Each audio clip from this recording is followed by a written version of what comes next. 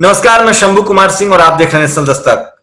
29 जुलाई से लेकर 5 अगस्त तक इस देश में बहुजन समाज के लोगों ने काली पट्टी बांधकर, जिसको आप अयोध्या कहते हैं उसको बुद्धिज्म में साकेत कहते हैं, उस साकेत को बचाने के लिए एक प्रदर्शन किया, प्रोटेस्ट किया। और उसका सोशल मीडिया तो आपको नहीं दिखाएगा, नेशनल दस्तक पर लगातार लाखों लोगों ने उस खबर को देखा है, एमएनटीवी पर भी देख सकते हैं।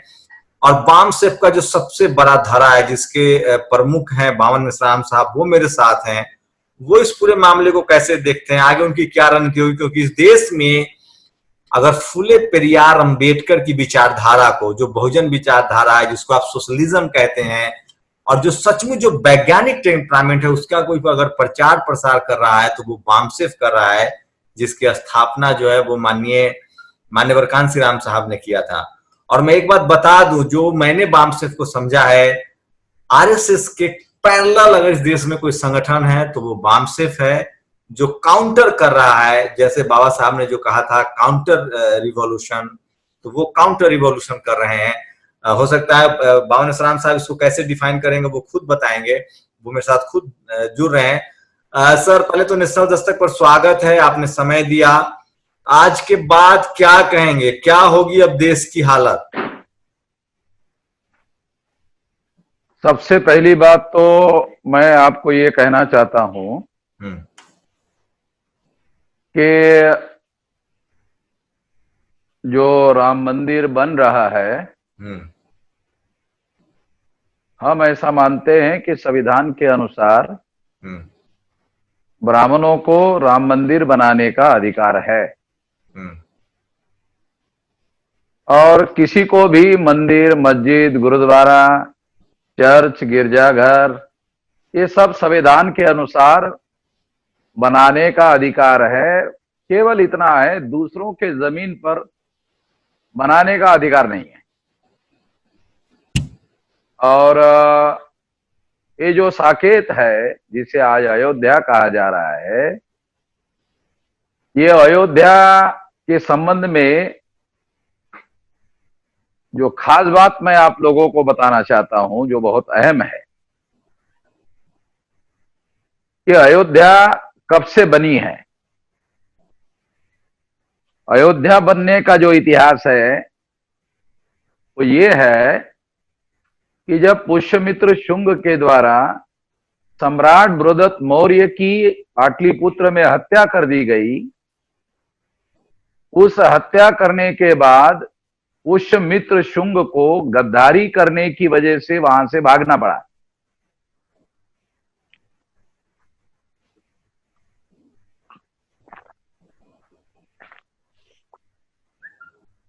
क्योंकि उसने सम्राट बृहदत्त मौर्य की हत्या तो कर दी, मगर उसको यह डर लगा कि उसके समर्थक, सम्राट बृहदत्त मौर्य के समर्थक उसकी हत्या कर देंगे।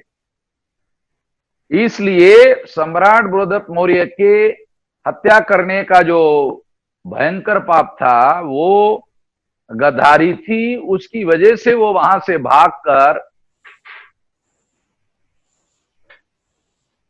जो वर्तमान जिसे अयोध्या कहा जाता है, उस समय जब सम्राट बृहदत्त मौर्य की हत्या करके पुष्यमित्र शुंग जब वहां प्रवेश किया, तो प्रवेश करने के तारीख में वो साकेत था।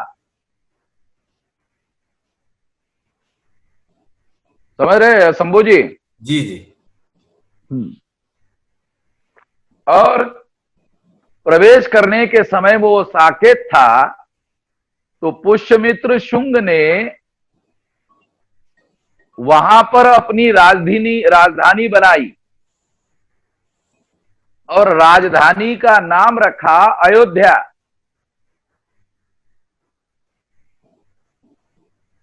रामायण में राम की राजधानी का नाम अयोध्या है। जो रामायण है वो काल्पनिक है। वाल्मीकि ने, जो महापंडित राहुल सांकृत्यायन है, जो आजमगढ़ के केदारनाथ पांडे नाम के ब्राह्मण है, उन्होंने लिखा ये अयोध्या नहीं है, साकेत है। और हिस्टोरिकली अगर इतिहास को पढ़ लो तो ये आज भी साकेत ही है। आज भी वहां साकेत विद्यालय है, महाविद्यालय है, और विश्वविद्यालय का नाम भी साकेत ही है। शंभू जी, शायद आपको ये जानकारी होगी, आप उस इलाके के रहने वाले हैं, बिहार उस इलाके के। तो जो मैं कहना चाहता हूं, बाबा साहब आम्बेडकर ने इसलिए एक खास बात, जो सुनने वाले लोग हैं, कि इतिहास में पुष्यमित्र शुंग की राजधानी का नाम अयोध्या है। इतिहास में रामायण जो काल्पनिक लिखा, वाल्मीकि ने लिखा, ऐसा कहा जाता है वाल्मीकि रामायण के बारे में। तो एक ब्राह्मण ने कल परसों एक पोस्ट डाली, कहा कि सरयू नदी पर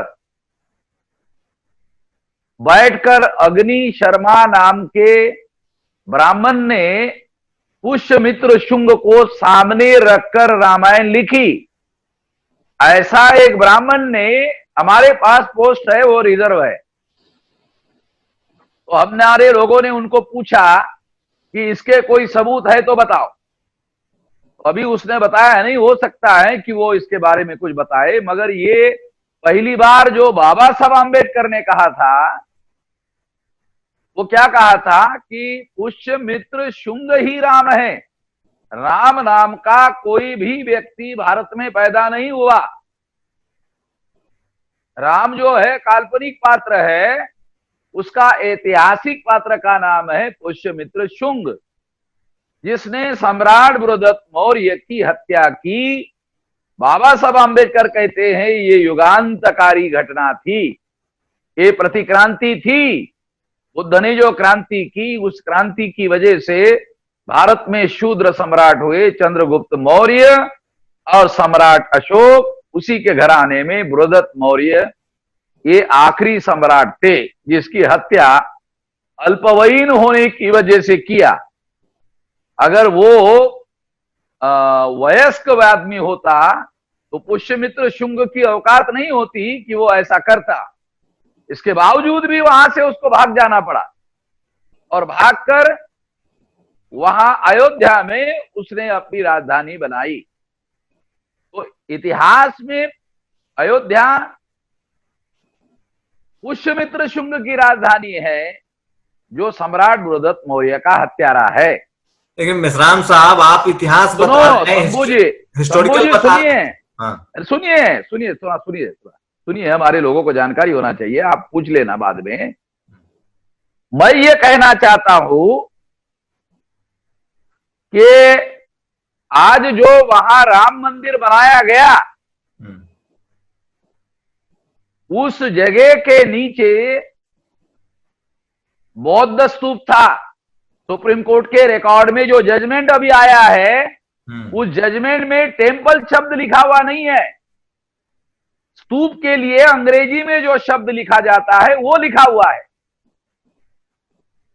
जो 2.7 जमीन है उसके मोन्यूमेंट्स, स्तूप।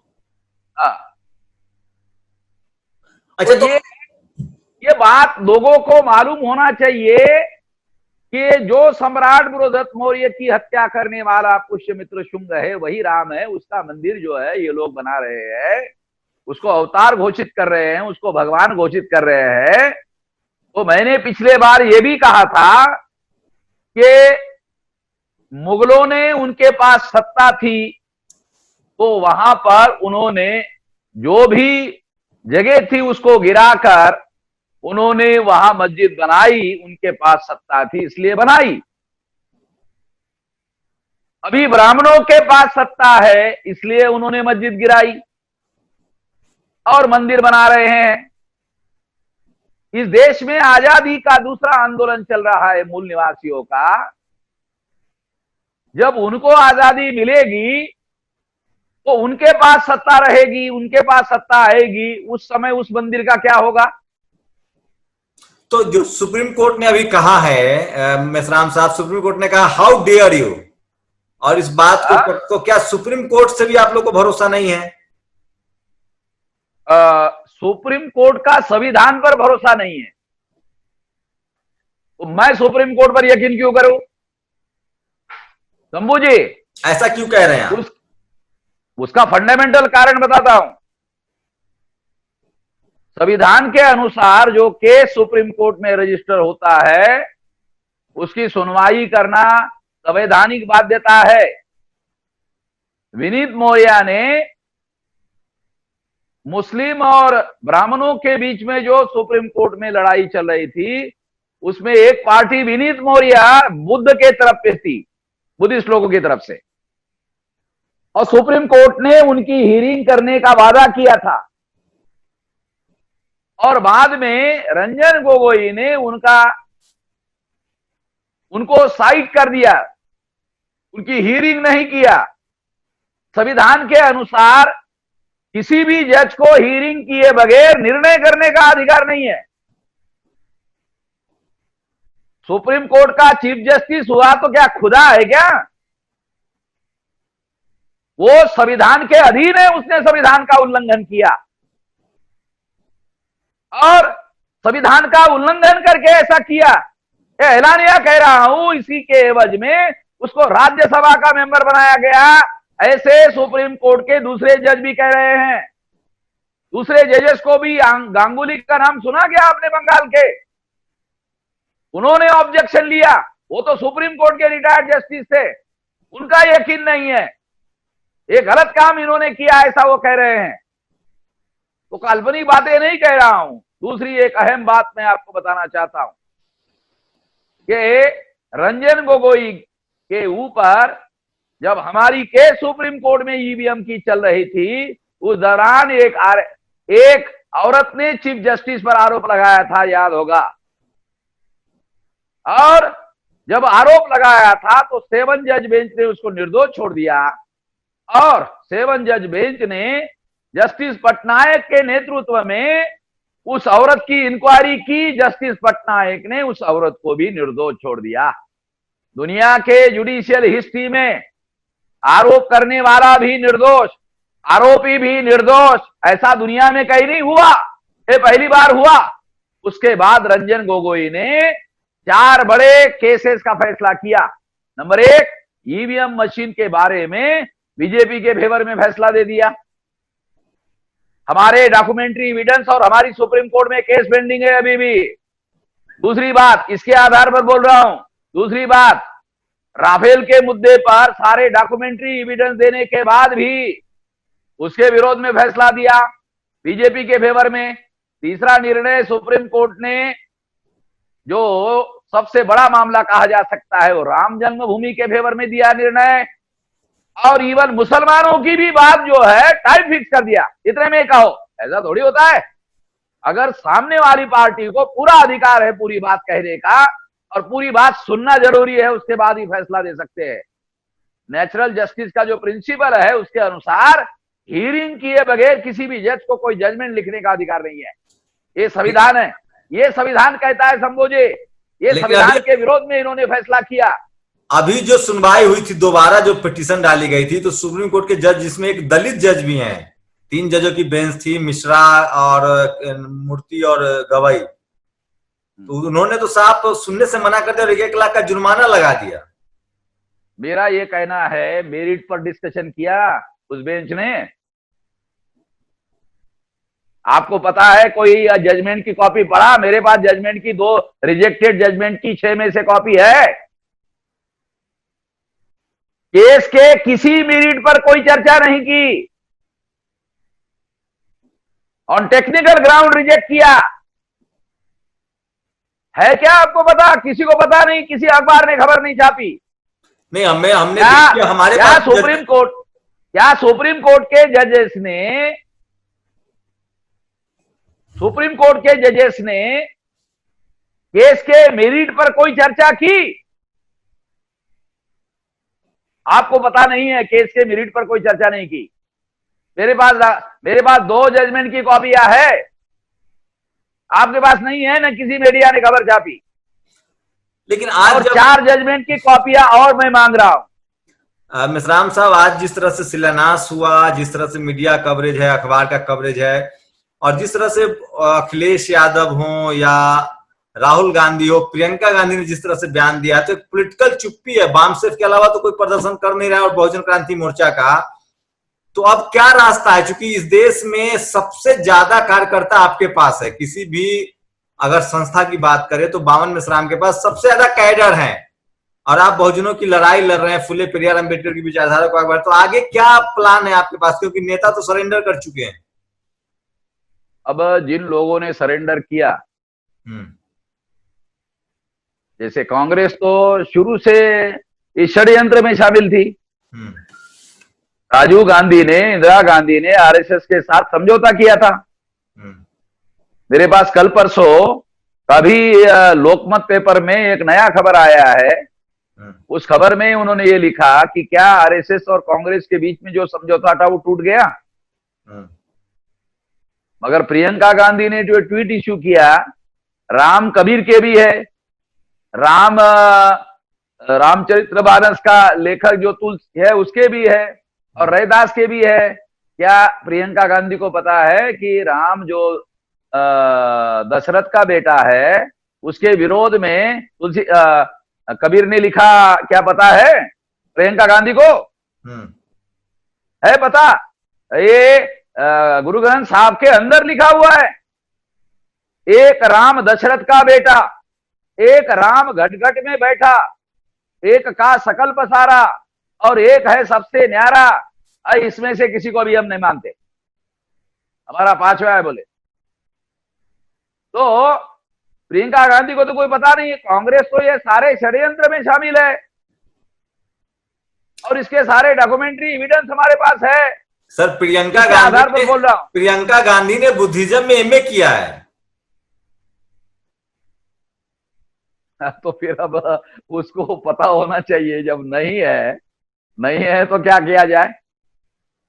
उसका पति क्रिश्चियन है, उसने बुद्धिज्म में एमए किया है, तो डिग्री है, इसके अलावा क्या है? ये कैसे? मिश्राम साहब, आपसे बहुत उम्मीदें हैं इस देश के और बहुजन समाज को। अब अरे ट्विटर पर जब हम लोगों ने ट्विटर पर चलाया ना दिन भर, हाँ, तो ट्विटर वाले की भी फट गई। उन्होंने हमारा ट्विटर जो करोड़ों में जा रहा था, कई लाखों में जा रहा था, दिखाया ही नहीं, गायब कर दिया उसको। लीगल नोटिस दे रहा हूं ट्विटर वाले को मैं कल। अब क्या रास्ता है मिश्राम साहब? क्योंकि एक बड़ी चुप्पी है सब तरह से, और जो आप काम कर रहे हैं आइडियोलॉजी को लेकर, वो कोई बोलने वाला नहीं है। बुनियादी बात क्या है कि कोई आदमी जागरण नहीं करना चाहता, कोई आदमी वास्तविक बात लोगों को समझाना नहीं चाहता, और इवन जिनके नाम आपने लिए वो भी लोगों को गुमराह करके ही अपनी राजनीति चला रहे हैं। और इसलिए उनको national media, so called national media वाले उनकी खबरें छापते रहते हैं। मेरी खबरें इसलिए नहीं छापते क्योंकि मेरा नेशनल मीडिया वालों के पास किसी सवाल का कोई जवाब है नहीं। मैं तो फैक्ट के साथ बात करता हूं, मैं बगैर किसी सबूत के कोई बात नहीं करता हूं। लेकिन मायावती आपने सुनिए, आपने ये जो यादव जी थे उत्तर प्रदेश के, शिवपाल यादव, नहीं, वो बुद्धिस्ट भिक्षु थे। और मैं समझ गया, आप पेरियार ललई यादव की बात कर रहे हैं। हाँ, ललई सिंह यादव। तो उनका जजमेंट जस्टिस कृष्णा अय्यर ने लिखा, वो कॉपी मेरे पास है। उसमें वो कहते हैं कि राम काल्पनिक है। वो बहुत बड़े जज थे, जस्टिस कृष्णा अय्यर, और कि क्रिटिसिज्म करने का अधिकार है, ऐसे कहा। पेरियार ने जो सच्ची रामायण लिखा था ना, उसका ट्रांसलेशन किया था पेरियार ललित सिंह यादव ने। तो उसके ऊपर केस हो गया था, तो उसने केस जीता सुप्रीम कोर्ट में हम्म कि इनको ऐसा लिखने का बोलने का अधिकार है, hmm freedom of speech and freedom of expression में। हम्म राम काल्पनिक व्यक्ति है। हम्म हम्म तो इस तरह से ये सच्चाई दूसरे लोग बोलने के लिए तैयार नहीं है। हम्म हमारा आंदोलन अलग किस्म का आंदोलन है। हम इस देश में बहुत बड़ा जागरण करने का अभियान चला रहे हैं हम्म और कई कई लाख लोगों ने हमारे बातों का समर्थन किया, करोड़ों में, हम्म हम्म हम्म करोड़ों लोगों ने समर्थन किया। सारे देश भर में काली पट्टी लगाया, माथे के काली पट्टी बांधा, काले झंडे घरों के ऊपर लगाए। भारत सरकार को डर लगा तो उनको पुलिस मशीनरी का इस काम के लिए इस्तेमाल करना पड़ा। हम्म तो हम लोग अपनी पूरी ताकत लगाकर तो ये कर रहे हैं। जहां तक आप कह रहे हैं मायावती की बात, उन्होंने एक बहुत सटीक बयान दिया। उन्होंने कहा कि बहुजनों को मंदिर से मतलब नहीं है, उनको श्रम और श्रम पर कर्म पर भरोसा करना चाहिए, जो अंबेडकर कहते थे। मायावती ने तो यह भी बयान दिया कि अब सुप्रीम कोर्ट ने फैसला दिया है, उसका विरोध नहीं करना चाहिए। हाँ, लेकिन उन्होंने बहुजनों को दूर रहने के लिए भी कहा। अच्छा, कि मंदिर से आपको दूर कुछ रहने मिलना नहीं है। तो दूर रहने के लिए कहा, तो दूर रहने से क्या होगा? उसकी वास्तविक जागरण की स्थिति निर्माण करनी होगी। केवल दूर रहो ऐसा कहने से थोड़ी होगा। अगर किसी ने सवाल पूछा क्यों दूर रहो, तो कारण बताना पड़ेगा ना। बगैर कारण से मान लेंगे? अब सारा नेशनल मीडिया, जो अपने को सेकुलर कहने वाला मीडिया है, वो भी भजन गा रहा था। तो उसका वास्तविक चित्र दिखाई दिया कि नहीं? एनडीटीवी वालों का ले लो, वो भी दिन भर यही दिखा रहे थे। वो तो अपने को बड़ा निष्पक्ष और सेकुलर कहते हैं। तो अब सर क्या विकल्प है? क्या मान लिया जाए कि एससी, एसटी, ओबीसी और माइनॉरिटी के जो लोग हैं वो दूसरे दर्जे के नागरिक हैं फिलहाल इस देश में, क्योंकि आप में सुप्रीम कोर्ट में नहीं है, यूनिवर्सिटी में नहीं है आपके। अगर दूसरे दर्जे के नागरिक बनाने का जो षड्यंत्र चल रहा है, उसके विरोध में हमने आवाज उठाई और उनकी बातों को मानने से इनकार कर दिया। आरएसएस को 2020 में 95 ईयर हो गए और हमारे 40-45 साल हो गए। अगर उनके 95 ईयर हो गए, हमारे 40-45 साल हो गए, तो आने वाले 10-20 साल में मैं ये उम्मीद नहीं करता था कि इतनी बड़ी जागृति 2020 में होगी। मगर इतनी बड़ी जागृति हो गई है, इतने बड़े लोग सारे देश भर में, आप सुनकर हैरान हो जाओगे। 31 राज्यों में, 542 जिलों में, 3500 तहसीलों में, 22,000 ब्लॉक में, 1.5 लाख गांवों में हमारा संगठन और जाल फैला हुआ है और हमारे साथ लोग खड़े हैं। अभी ये जो आंदोलन, साकेत मुक्ति आंदोलन या बुद्ध स्तूप बचाओ आंदोलन, जिस पर इन्होंने जेसीबी चलाकर वहां राम मंदिर बना रहे हैं, मेरा ये कहना है कि ये जो काम उन्होंने किया है वो राज्य सत्ता के बल पर किया है ना। राज्य सत्ता के बल पर किया। राज्य सत्ता का बल नहीं होता। कांग्रेस ने तो इसी वजह से, अब कांग्रेस ने जब इसका समर्थन किया तो मुसलमान लोग उसका समर्थन करेंगे क्या कांग्रेस का? तो उसका समर्थक वर्ग जो है वो टूट गया। इसी वजह से तो टूट गया। इसी वजह से तो कांग्रेस की परिस्थिति बहुत भयानक है। उसका समर्थक कोई रहा ही नहीं। जैसे गांधी का कोई समर्थक नहीं रहा।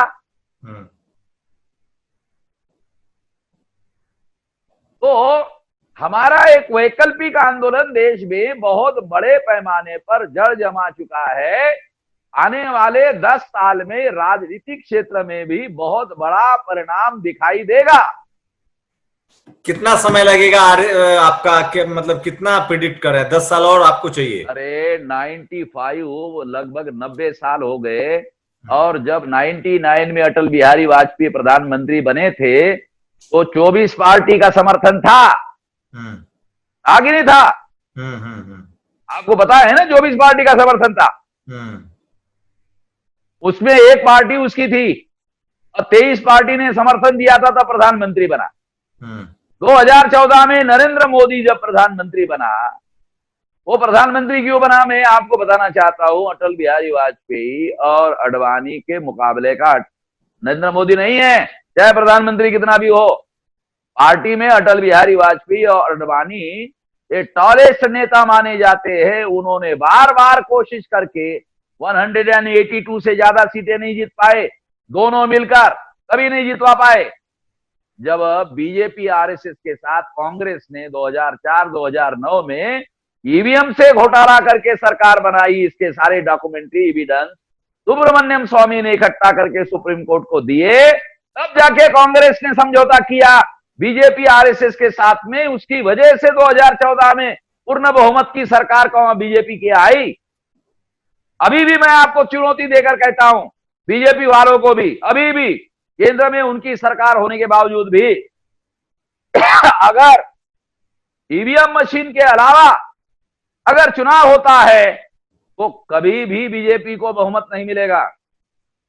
मेश्राम साहब, अभी भी 2024 में नहीं मिलेगा। मेश्राम साहब, अब आपके लिए कितना कठिन है रास्ता, क्योंकि अब सीएजी उनका है, ईडी सीबीआई उनका है, चुनाव आयोग उनका है, शंभू जी सुप्रीम कोर्ट उनका है, कॉलेज यूनिवर्सिटी उनका है। मेरी बात सुनो, हमेशा के लिए ऐसी परिस्थिति रहने वाली नहीं है, पहली बात ये मेरा यकीन है, दृढ़ निश्चय है और यकीन है। दूसरी बात,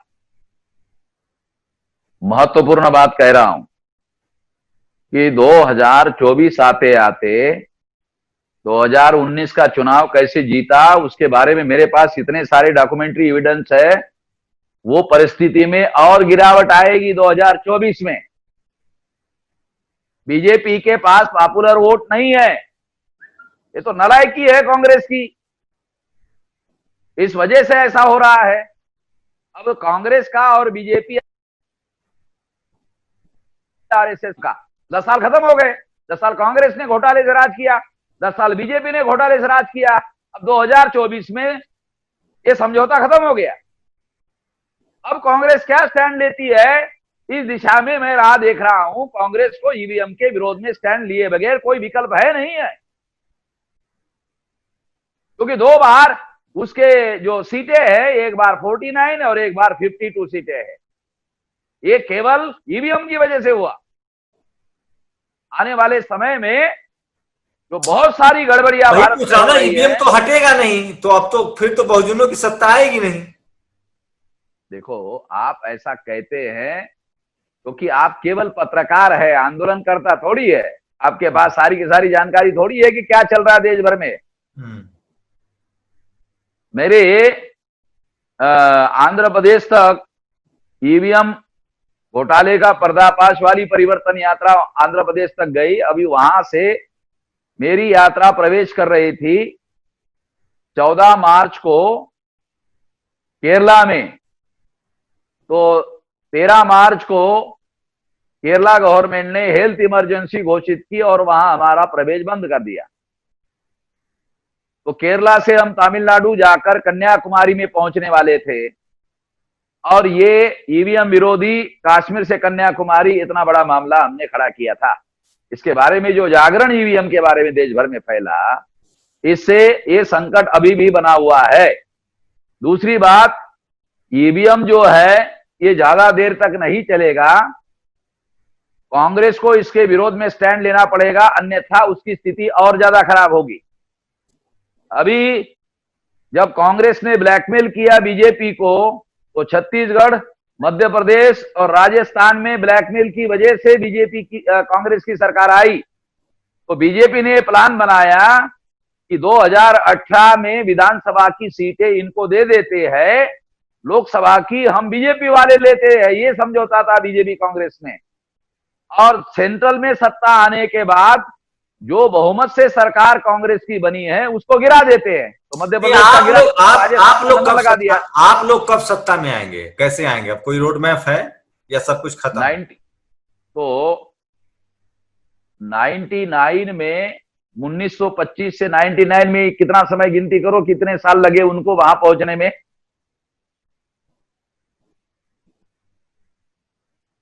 ऐसे बन गए क्या, ऐसे आ गए क्या वो 99 में? 1925 से 99 गिनती करो तो कितना होता है? 74 ईयर। मिश्राम साहब, आपके पास संसाधन नहीं है, आपके पास लोग नहीं है, आपके लोग जो है वो अभी अशिक्षित। काशीराम जी के पास कहां संसाधन थे? बगैर संसाधन से कैसे सफलता हासिल की? तो आपको अरे उम्मीद जनक है, समर्थन, आपको उम्मीद है कि आप लोग ये जो जो लोग सरेंडर कर, जो लोग सुनो, जो सरेंडर कर रहे हैं वो लड़ नहीं रहे हैं, वो नाव उम्मीदी के शिकार है। हमारे पास उम्मीद ही उम्मीद है, इसलिए हम लोग लड़ाई लड़ रहे हैं। और लोगों को भी, हमारे साथ देने वाले लोगों को उम्मीद है कि हाँ, यही एक तरीका बचा हुआ है कि देश को जन आंदोलन की दिशा में आगे बढ़ाया जाए। इसके पहले कि ये सारा का सारा मामला खत्म कर दिया जाए, इसके पहले जन आंदोलन की दिशा में आगे बढ़ा जाए। राम साहब, एक डिटेल दीजिए। अभी आपका जो बामसेफ का जो आपका धड़ा की अगर बात करें तो कितने कैडर होंगे आपके पास, कम से कम कितने लाख? एक तो आपका दिमाग एक तो खराब है कि आप धड़ा कहते हो, इसलिए कहता हूं आपका दिमाग खराब है, क्योंकि जो धड़े वाले दूसरे लोग हैं, एक तो पूना में बोरकर वाला है हाई कोर्ट का, और पूना कोर्ट का डिसीजन उसके खिलाफ आ गया कि तुम इसका उपयोग मत करना, आपको पता है नहीं, कॉपी लेके जाओ मेरे पास से, फिर धड़ा बोलते रहते हो। और दूसरा जो एक राजस्थान का एक आदमी है, वो बार बार मैसेज भेजता है कि हमको अंदर ले लो, हमको अंदर ले लो। हमने कहा 99.99 तो हमारे पास है, तुमको जो करना है करो। नहीं, क्या बनता है? मेरी आप समझे नहीं, मेरा कोई प्रॉब्लम नहीं। मैं तो चाहता हूं हजारों बामसेफ संगठन हो जो जन जागृति का काम कर रहा हो। देखो ऐसा है, असंगठित तरीके से नहीं लड़ाई लड़ी जा सकती है, संगठित शक्ति से ही बड़ा परिवर्तन संभव है। तो वही मैं जानना चाह रहा हूं कि क्या कितना बामसेफ के अभी देश भर में कितने, अगर आप मान लिया जाए ये सिंगल बामसेफ है जो जिसको बावन मिश्राम लीड कर रहे हैं, अभी क्या स्थिति है बामसेफ के कार्यकर्ताओं की? कितना पैरेलल देश भर में आपके कार्यकर्ता कैडर बन चुके हैं? सारे देश भर में फैल चुका है ये मामला। अभी तो ये इस साल के एंड तक 630 जिलों तक पहुंचाने की योजना पर काम चल रहा है। 714 जिले हैं टोटल, केवल नॉर्थ ईस्ट रीजन छोड़ देंगे, आसाम के आगे त्रिपुरा तक, उसके बाद छोड़ देंगे, उसके बाद के एरिया को हम हाथ नहीं लगाएंगे।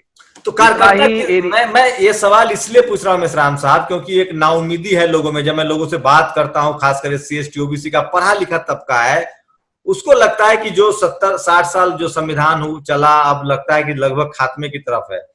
शायद उनको ताकत मिले, भरोसा मिले कि नहीं, बामसेफ एक ऑर्गेनाइजेशन है जिसके इतने लाख कार्यकर्ता हैं और वो काम कर रहा है, इतना जल्दी सब कुछ आसान नहीं है। तो मैं आपको यही तो बता रहा हूं कि इतने राज्यों में फैला हुआ है। 29 जनवरी 2020 को भारत बंद करवाया था, दिखाई नहीं देता हमारे पढ़े लिखे लोगों को? जो पढ़े लिखे लोग जिसकी बात आप कर रहे हैं शंभू जी, वो किसी संगठन को साथ देने वाले लोग नहीं है।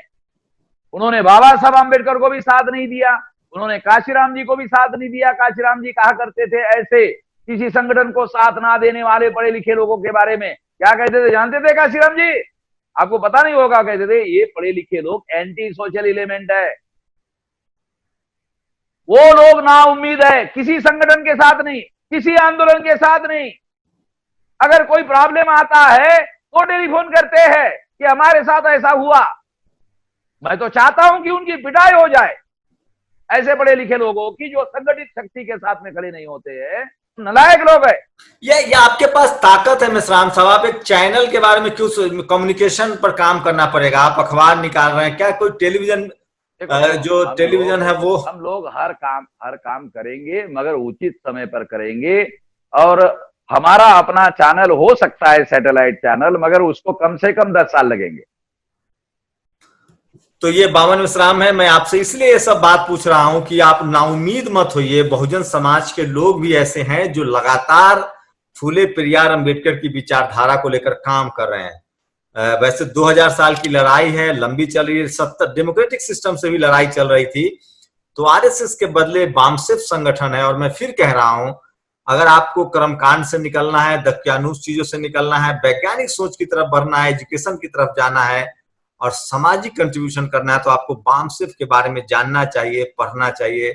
और मैं फिर कह रहा हूं कि कई बामसेफ हैं, लेकिन बावन मिश्राम जो बामसेफ चलाते हैं वो सबसे बड़ा बाम सेफ है जो मैं जानता हूं, जो मेरी जानकारी है। और मैं ये बात श्योर जानता हूं कि जो लोग भी बाम सेफ से जुड़ जाते हैं, बहुजन समाज के लोग, SC ST OBC या माइनॉरिटी, उनमें सबसे ज्यादा राजनीतिक सामाजिक समझ विकसित होती है, फूले पेरियार अंबेडकर की विचारधारा विकसित होती है, और वो पढ़ाई लिखाई और तर्क करने की तरफ जाते हैं, और इस देश को जो मजबूत बनाता है।